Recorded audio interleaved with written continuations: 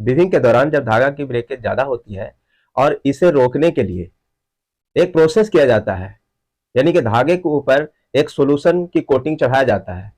तो इस सॉल्यूशन की कोटिंग चढ़ाने की प्रक्रिया को साइजिंग कहते हैं।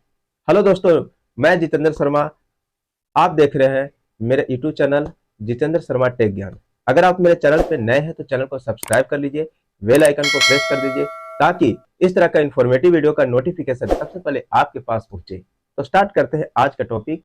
आखिर साइजिंग किसे कहते हैं, साइजिंग से क्या फायदा है, साइजिंग क्यों किया जाता है। तो साइजिंग किसे कहते हैं? वीविंग के दौरान धागा की ब्रेकेज ज्यादा होती है या धागा टूटने लगता है, तो उसे ब्रेकेज को रोकने के लिए जिस सॉल्यूशन कोटिंग को धागे के ऊपर चढ़ाया जाता है, इस प्रोसेस को साइजिंग कहते हैं। साइजिंग करने से क्या लाभ है? जैसा कि अगर वीविंग के दौरान धागे टूट रहे हैं तो वो कपड़ा खराब बनेगा, कपड़ा सही नहीं बनेगा। तो उसे ब्रेकेज को रोकने के लिए एक धागे के ऊपर एक सॉल्यूशन का कोटिंग चढ़ा दिया जाता है, परत चढ़ा दिया जाता है, जिससे धागे में लचीलापन उत्पन्न होता है और उसमें ब्रेकेज कम हो जाता है और उसमें जो प्रोट्रूडिंग फाइबर है वो भी दब जाता है। तो ये सारे साइजिंग करने का फायदे हैं। साइजिंग क्यों किया जाता है?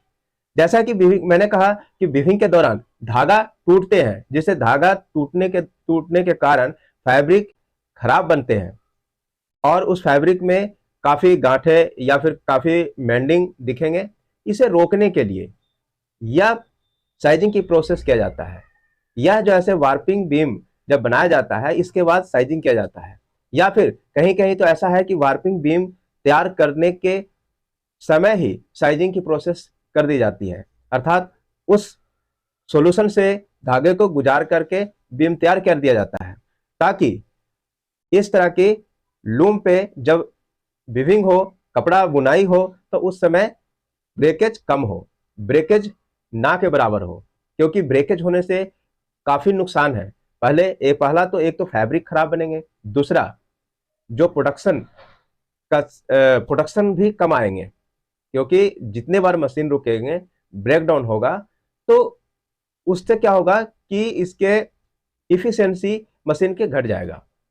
तो इस तरह से काफी नुकसान होते हैं। तो इसीलिए साइजिंग की प्रोसेस किया जाता है। यह प्रोसेस ज्यादातर सिंगल थ्रेड में किया जाता है।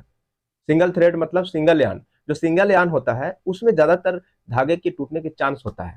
इसलिए अगर कोई वार्प का धागा सिंगल में है, अर्थात सिंगल यान है, तो उसमें साइजिंग करना ही पड़ता है। कभी कभी डबल यान या ट्रिपल प्लाई वाले धागे भी टूटने लगते हैं, तो उसमें भी साइजिंग की प्रोसेस किया जा सकता है और किया जाता है।